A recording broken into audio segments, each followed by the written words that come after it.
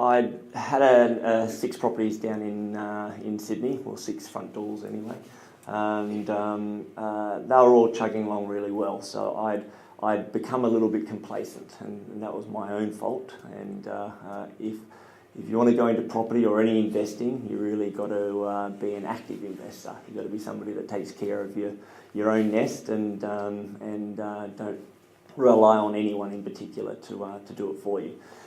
In saying that, we have agents, and we do that so that we don't have to be looking at it 24/7.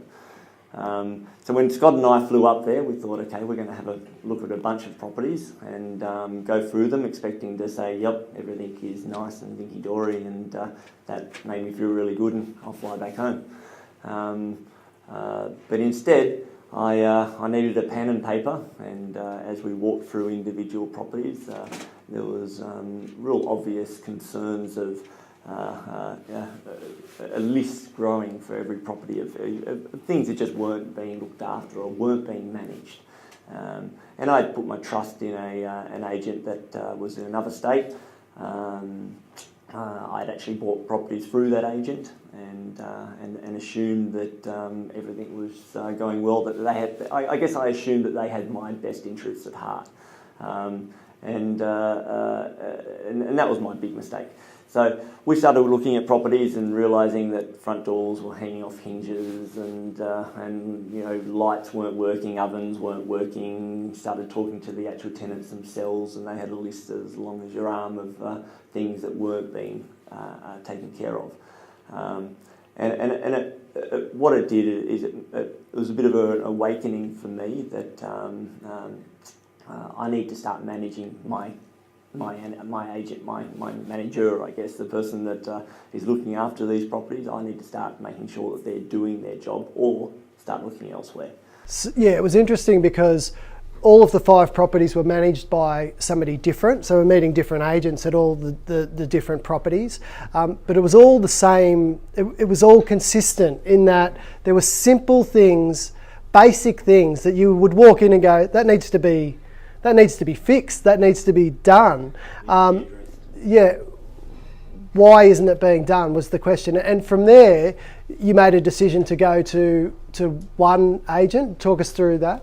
Yeah, so my thought process at the time was that if I can, apart from paperwork, when you have multiple properties, there seems to be an awful amount of paperwork, and things being thrown at you from every direction.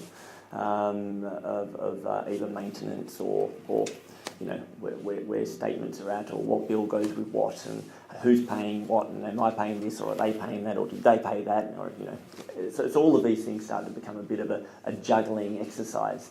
And my poor old wife, not my old wife, my poor young wife, glad she's not here.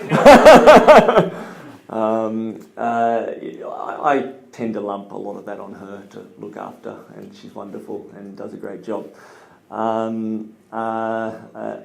So it made sense to centralise paperwork, contacts, and centralise the management of all the properties. Exactly right. So I decided if I could have one person to praise and one person to fry, it'll be a whole heap easier from my point of view.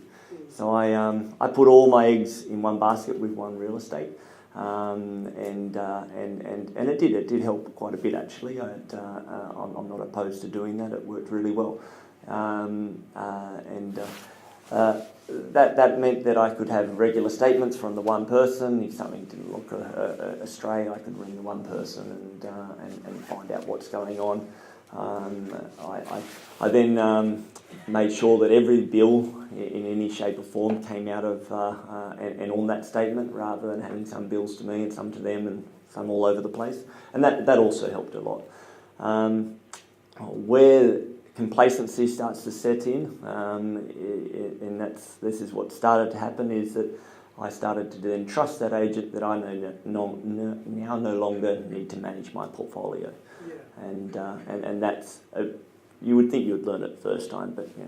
So he had an idea for you with one of your properties. It was Queensland style, and it had room downstairs. And do you want to talk us through, this is where we start getting into some issues with managing agents and things, but he had an idea of obviously generating some extra rental income. Do you want to talk us through what happened in that scenario? Sure. So Scott, of course you can convert downstairs. I know it's not legal height. Everybody does it up here. It's fine. It's Queensland. You can get away with it. They're the words that I heard. To me, I'd had multiple incomes on my properties in New South Wales, and it worked beautifully. So I thought, well, sure, I'll turn it into. I'm a bit of a risk taker. I thought, I can turn this into a granny flat downstairs and convert it. So I spent a whole bunch of money getting him to convert it, or getting his tradespeople to convert it, and he was taking a 20% commission on managing all of those trades for me, like any builder do, and I had no problem with that. Except that when I then flew up to inspect the work, it was shocking. I'm a tradesperson, so I've got a bit of an eye for detail, but it was worse than bad. I walked into the bathroom and the tiles cracked as I walked over them. Floorboards were already 10 centimetres above where they should be. It was like walking on a cushion. Anyway, multiple things were very obviously wrong with the quality of the build.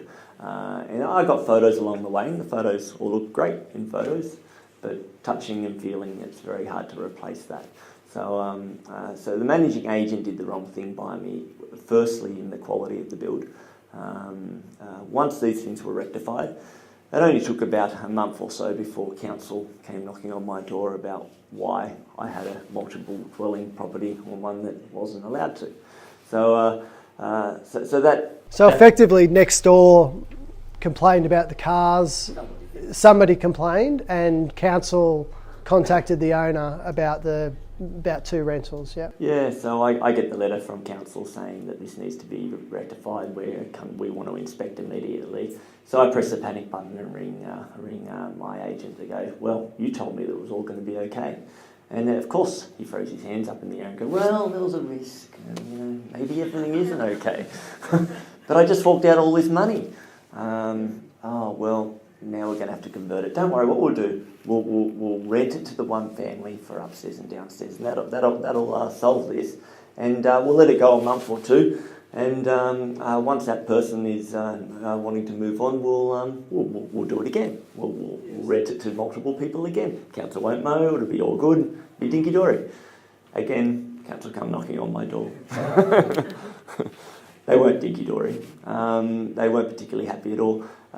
So I started getting threats for legal action and fines and all the rest of it.